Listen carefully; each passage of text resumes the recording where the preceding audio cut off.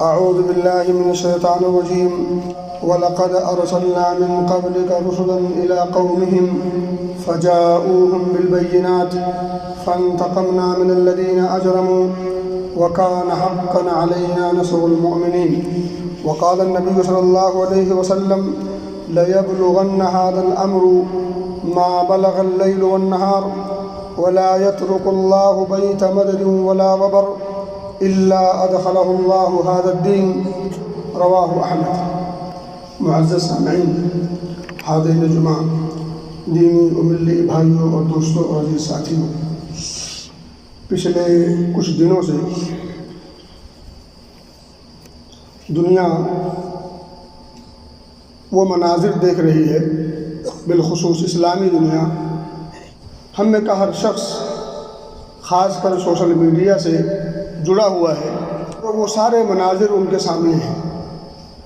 کیا کچھ ہو رہا ہے، کیا کچھ روا رکھا گیا ہے، کس کے ساتھ ہو رہا ہے، کون کر رہا ہے، ساری چیزیں ساری دنیا کے سامنے ہیں۔ فلسطین کے مسلمان بالخصوص ایک لمبے عرصے سے، ایک لمبی مدت سے ظلم کے شکار ہیں۔ میرے بھائی، میں نے آپ کے سامنے آیت کریمہ پڑھی ہے اور اس کے بعد ایک حدیث پڑھی ہے، پہلے ہم اس پہ گفتگو کرتے ہیں، اس کے بعد اسی روشنی میں ہم بہت کچھ سمجھ بھی سکتے ہیں اور بہت کچھ سمجھایا بھی جا سکتا ہے۔ اللہ فرماتا ہے وَلَقَدْ أَرْسَلْنَا مِن قَبْلِكَ رُسُلًا إِلَىٰ قَوْمِهِمْ، اے نبی پاک صلی اللہ علیہ وسلم، ہم نے آپ سے پہلے بہت سارے رسولوں کو بھیجا ہے اپنی قوم کے پاس، یعنی ہر رسول اپنی قوم کے پاس جاتا رہا، فَجَاءُوهُم بِالْبَيِّنَاتِ، واضح نشانیاں لے کر کے وہ ان کے پاس پہنچتا رہا، لیکن ان تمام واضح نشانیوں کو، ان تمام دلائل و براہین کو بجائے ماننے کے ٹھکرا دیا، تکذیب کی، اور یہی نہیں بلکہ اس کے ماننے والوں کو بھی زد و کوب کرنا شروع کیا اور مارا پیٹا، ظلم و ستم کو روا رکھا۔ تب اللہ کہتا ہے فَانْتَقَمْنَا مِنَ الَّذِينَ أَجْرَمُوا، اللہ کہتا ہے پھر ہم نے ان لوگوں سے انتقام لیا جنہوں نے جرم کیا، مجرموں کو پکڑا گیا اور مجرموں کو کیفر کردار تک پہنچایا گیا۔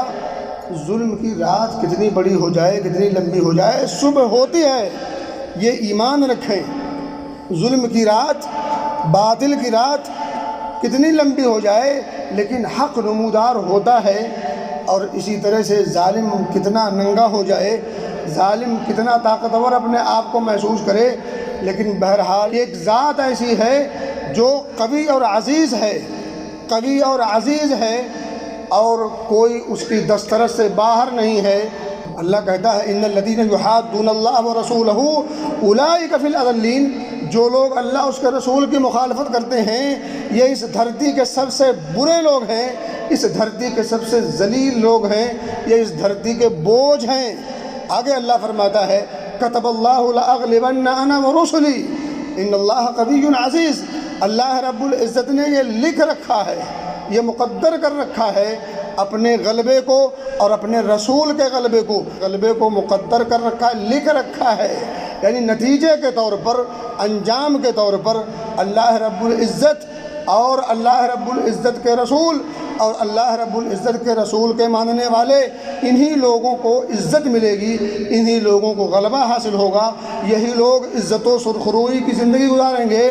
لیکن انجام کے طور پر اور ان انجام کے آنے سے پہلے، نتیجہ کے آنے سے پہلے، لَتُبْلَؤُنَّ فِي أَمْوَالِكُمْ وَأَنفُسِكُمْ، تمہیں آزمایا جائے گا، یعنی طرح طرح سے آزمائش ہوگی۔ ام حسبتم ان تدخلوا الجنہ ولما یأتکم مثل الذین خلوا من قبلکم، کیا تم یہ سمجھ بیٹھے ہو کہ تم جنت میں ایسے ہی داخل ہو جاؤ گے، حالانکہ تم سے پہلے لوگوں کو اللہ رب العزت نے آزمائش کی بھٹی میں ایسا تپایا ہے، مستہم البأساء والضراء وزلزلوا، انہیں طرح طرح کے مصائب سے جھیلنا پڑا، طرح طرح کی مصیبتیں ان پر آئیں اور پہاڑ گرے مصائب کے اور اسی طرح سے آزمائش کے، اور یہاں تک جھنجھوڑ دیا گیا کہ وہ اب صبر کا پیمانہ ان کا لبریز ہو گیا اور زبان سے کہہ پڑے متی نصر اللہ، اللہ کی ہیلپ کب آئے گی، اللہ کی مدد کب آئے گی۔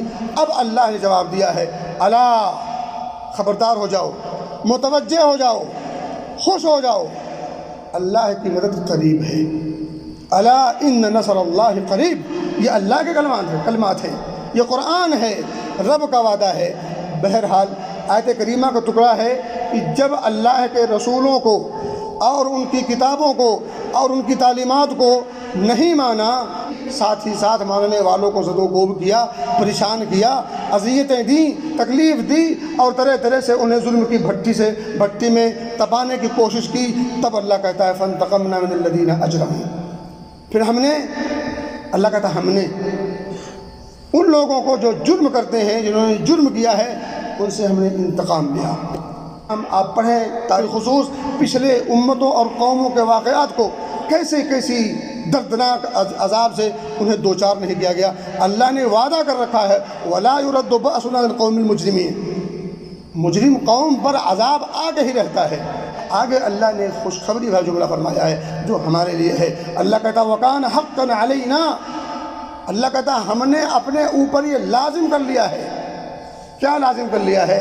نصر المؤمنین، مومنوں کی مدد کرنا، مومنوں کی خبر گیری کرنا، مومنوں کے ساتھ اچھا معاملہ کرنا، تو اپنے فضل و کرم کے دریا بہانا، اللہ رب العزت نے یہ اپنے اوپر لازم کر لیا ہے۔ اللہ کہتا ہے یہ ہم نے اپنے اوپر لازم کر لیا ہے۔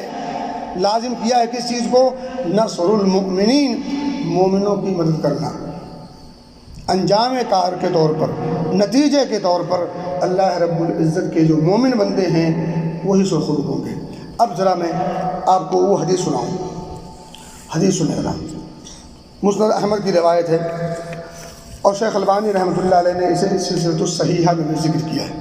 حدیث کے الفاظ ہیں لَيَبْلُغَنَّ هَذَا الْأَمْرُ، یہ دین وہاں تک پہنچے گا۔ دیکھیں ساری لڑائی کس بات کی ہے؟ دین کی اور اہل دین کی، اور کوئی مسئلہ نہیں ہے۔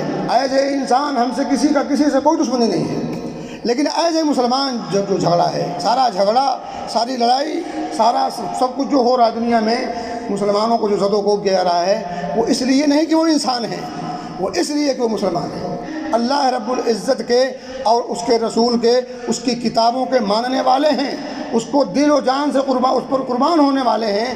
یہی وہ جھگڑا ہے۔